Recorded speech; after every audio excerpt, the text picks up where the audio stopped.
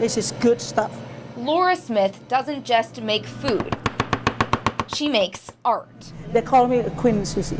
Her paintbrushes, flavorful sauces. Damn, this knife is so nice. Her canvas, fish.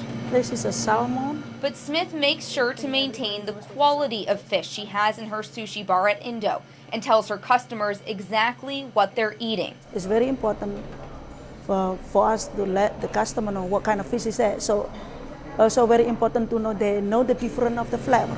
The flavor is like closely the same. Disclosure is especially critical when it comes to escolar, an oily fish that can cause gastrointestinal upset. But escolar often isn't called escolar on sushi menus. It goes by another name, white tuna. In fact, according to the FDA's database, white tuna doesn't actually exist. There's no white tuna down the ocean. And you know that when you go fishing, oh, I caught white tuna. No, I don't think so. It's escolar. Escolar is an entirely different species of fish from tuna. Indo's menu lists it as a white fish. Then the waitstaff tell the customers what kinds of white fish they have in stock. We just down today we have tilapia. Today we have mahi-mahi. You have escolar. But some Grand Strand restaurants don't tell their customers escolar is what's on their plate. Did we order takeout? We ordered white tuna or albacore tuna sashimi from 6 area restaurants. Oh, we were just picking up a little order. We picked up and paid for the fish just like any other customer. Then we took the takeout boxes back to our station to pack up and ship out to Applied Food Technologies in Florida for DNA testing. Scientists there go through a series of tests to extract the DNA from the fish, then figure out exactly what species it is. 5 of the 6 white tuna samples were escolar. Those were from Osaka Buffet, Sugami, King's Sushi, Wahoo's, and 21 Main at North Beach. Only 1 sample was actually tuna, and that was albacore tuna from Wicked Tuna. We have tested a lot of sushi white tuna samples, and it's about 98% is found to be escolar. Applied Food Technologies president Leanne Applewhite says escolar is banned for consumption in several countries, including Japan. And although it's allowed to be served in the U.S., Applewhite says it has to be labeled as escolar. There's been some stiff fines and even prison for seafood mislabeling. Escolar. While escolar being labeled as white tuna is a health concern, another common mislabeling is more of a financial one for the consumer. Red snapper sells for about $17, $18 a pound, at least here in Florida.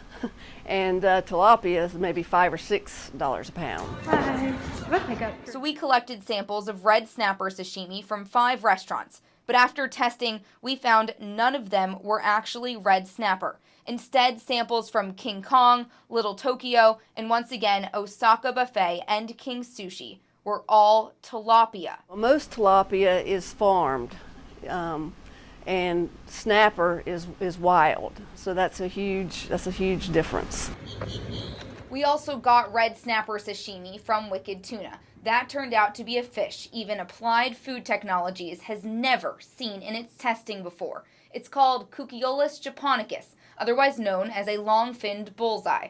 It's not even in the FDA's seafood database. It's more traditionally a commercial aquarium fish. That's how it's listed. I think it's too big for a personal aquarium. It grows too big, so maybe one of the aquariums in like museums or things like that. Applewhite says mislabeling can occur anywhere from the time the fish is picked up out of the water to when it's served. But Smith says sushi chefs should know exactly what they're getting and what they're giving to customers. You working at a sushi, every day you cut the fish, you see the fish, and you don't know what is the fish. You should not working at the sushi bar if you don't know what's the fish. Especially because the people picking up the chopsticks end up paying the price. So if I'm a customer and I order red snapper and I pay for what's labeled as red snapper and I'm actually getting tilapia, am I getting ripped off essentially? I think so. I reached out to all of the restaurants we tested after receiving the DNA results. Wahoo's and 21 Main at North Beach have the same sushi chef. who says white tuna is the name customers recognize, and staff will always tell them it's escolar when they ask what it is. He says they're going to change their menus now, though. As for Osaka Buffet, a manager I spoke with says the same. People recognize the name white tuna, but she also says they'll discuss adding escolar to the buffet label. I was told the restaurant isn't serving red snapper right now, and the restaurant has tilapia on the buffet, but it's labeled as white fish there, not red snapper. She apologized and promised to talk to the kitchen manager to make sure the right information is going out to the customers when they order food for takeout.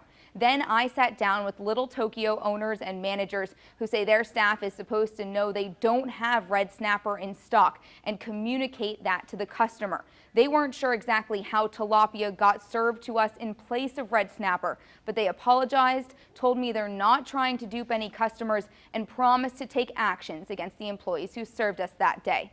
Wicked Tuna was the restaurant that served us a fish not in the FDA database, rather than the red snapper we ordered. The general manager says a fisherman caught that long-finned bullseye locally, then brought it to the sushi chef, who decided to introduce the fish to customers as red snapper because it has similar characteristics and flavor.